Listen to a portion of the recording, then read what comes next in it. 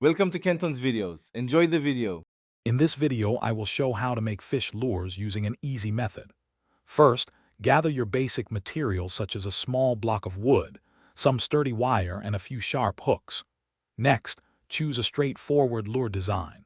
A simple minnow or crankbait shape works wonderfully for beginners.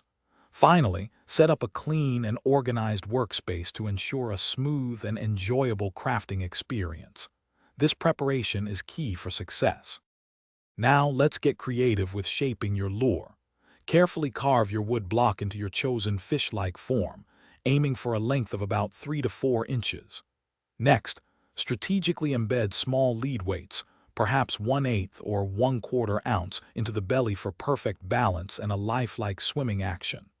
Finally, sand the entire surface until it is perfectly smooth, preparing it for the next exciting step of painting. With your lure shaped, it's time to bring it to life with color.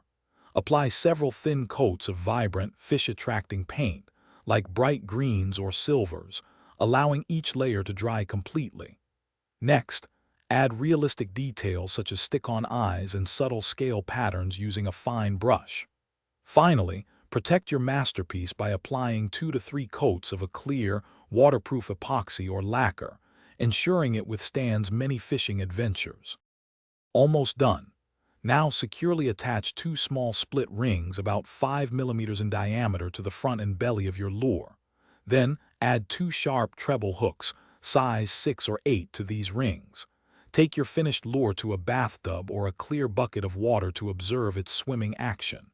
If it doesn't swim perfectly straight, gently bend the line tie on the front.